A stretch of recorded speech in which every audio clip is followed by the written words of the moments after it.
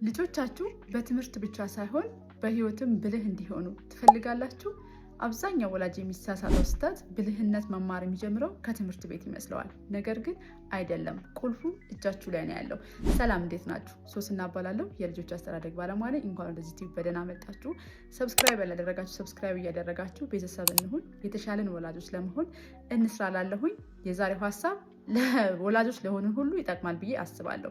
ሁላችንም ልጆቻችን ስማርት ቢሆኑልን፣ በህይወት ብልህ ቢሆኑልን እንፈልጋለን። ነገር ግን ምን ማድረግ እንዳለብን አብዛኞቻችን አናቅም። ዛሬ በዚህ ቪዲዮ ልጆቻችን ስማርት እንዲሆኑ ምን ማድረግ አለብን የሚሉትን፣ እንደዚሁም በቪዲዮ መጨረሻ እናንተ ማድረግ ያሉባችሁ 3 ቲፖች ወይም ቦነሶች የሚጨምርላችሁ ይሆናል። እስከ ቪዲዮ መጨረሻ ድረስ አብራችሁ ይቆዩ።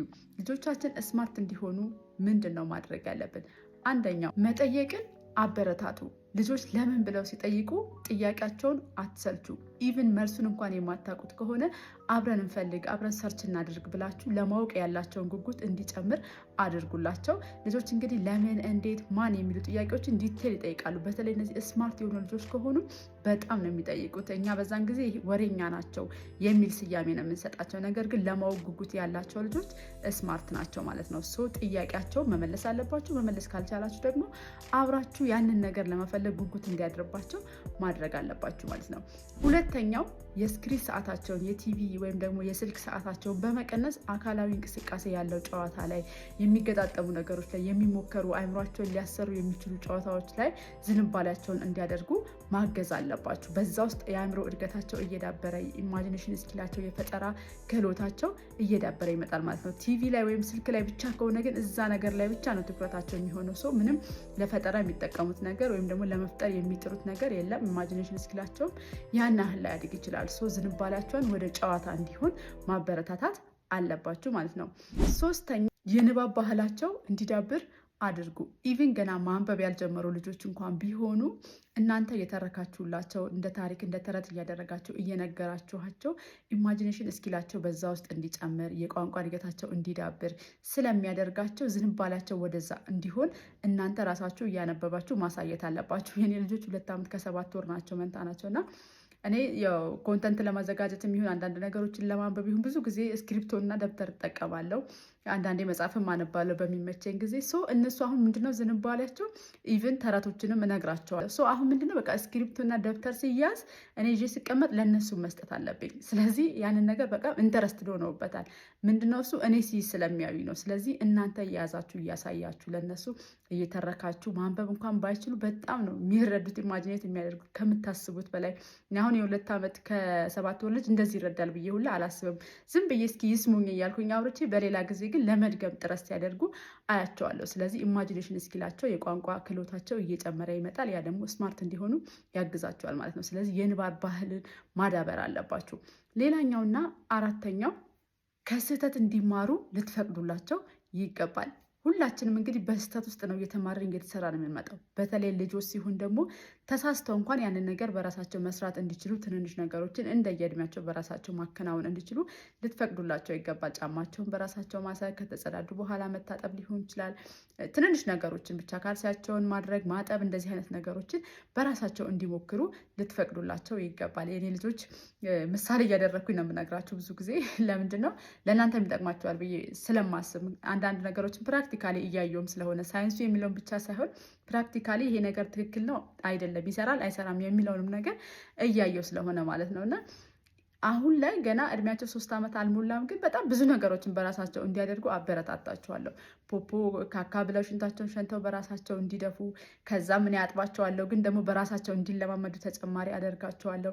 ጫማቸውን ለማድረግ እንዲሞክሩ አደርጋቸዋለሁ። በእጃቸው እንዲመገቡ አደርጋቸዋለሁ። ይህ ምንድነው ኢንዲፔንደንሲንም እየተማሩ ይመጣሉ። በራሳቸው አንዳንድ ነገሮችንም እንዲያደርጉ እንፈቅድላቸዋለን።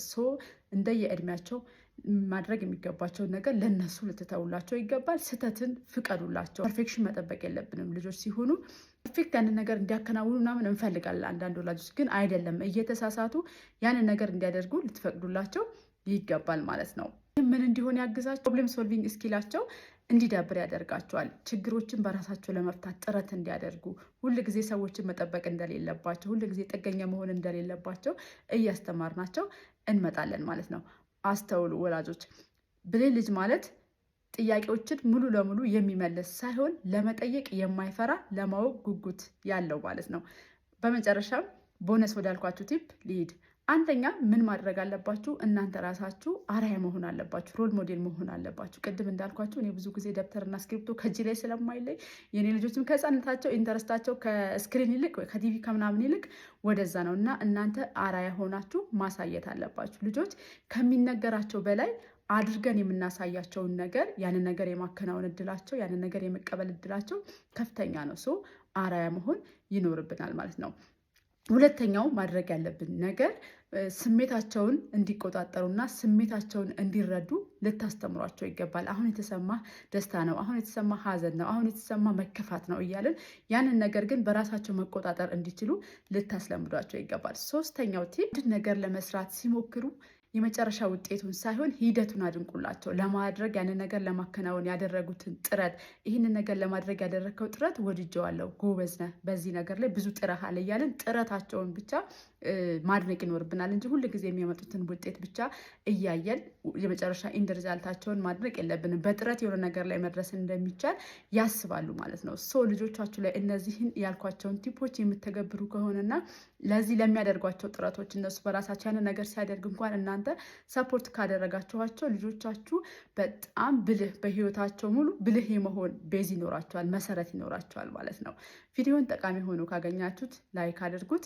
ሌሎች ልጆችን ለሚመለከቱ ሀሳቦች ይህንን ቤት ሰብስክራይብ እያደረጋችሁ ለሌሎች ሼር እያደረጋችሁ አበረታቱኝ። እናንተ ላይክ ስታደርጉት ለብዙ ሰው እንዲደርስ ዩቲዩብ ፑሽ ያደርገዋል እና አዲስም ስለሆንኩኝ ለዚህ ለዩቲዩብ ብታበረታቱኝ ደስ ይለኛል። የተሻለን ወላጆች ለመሆን መስራት፣ ማነጋገር፣ ሀሳባችንን ሼር መደራረግ አለብን። እኔም የተማርኩትን የማውቀውን ወደ ወላጆች ሼር አደርጋለሁኝ። ስለዚህ እኔንም እንድታበረታቱኝ በአክብሮት ጠይቃችኋለሁ። ስላዳመጣችሁኝ በጣም አመሰግናለሁ። ቻው